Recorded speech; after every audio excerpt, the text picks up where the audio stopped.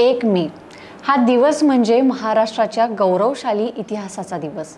देशाला मिळालेल्या स्वातंत्र्यानंतर मराठी भाषिक राज्याच्या मागणीसाठी सुरू झालेली संयुक्त महाराष्ट्राची चळवळ आणि त्यासाठी केलेला संघर्ष तसेच चर्चेत राहिलेल्या निर्णयांचा घटनाक्रम या सुवर्ण दिनानिमित्त आपण आज जाणून घेऊयात। 1946 मध्ये बेळगाव इथं झालेल्या अखिल भारतीय मराठी साहित्य संमेलनामध्ये पहिल्यांदा मराठी भाषिक राज्याचा ठराव मांडण्यात आला।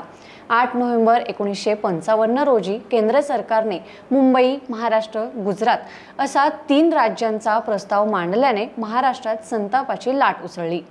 21 नोव्हेंबर 1955 रोजी त्रिराज्य मोहिमेविरोधातील मोर्चांवर पोलिसांकडून मुंबईच्या फ्लोरा फाउंटन परिसरात गोळीबार करण्यात आला आणि 15 जणांचा मृत्यू झाला।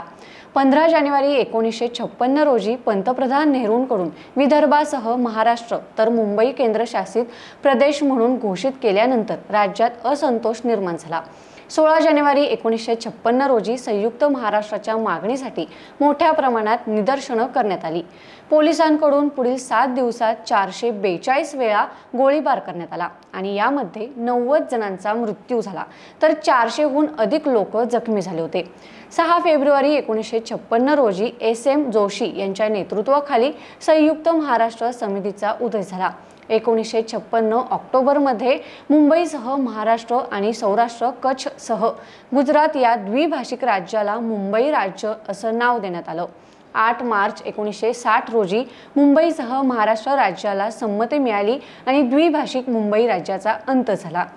30 एप्रिल 1960 रोजी मुंबईत मशाल मिरवणूक झाली आणि 106 हुतात्म्यांना श्रद्धांजली वाहिली गेली आणि यानंतर 1 मे 1960 रोजी मुंबई राजधानीसह महाराष्ट्र राज्य अस्तित्वात आलं आणि यशवंतराव चव्हाण महाराष्ट्राचे पहिले मुख्यमंत्री झाले।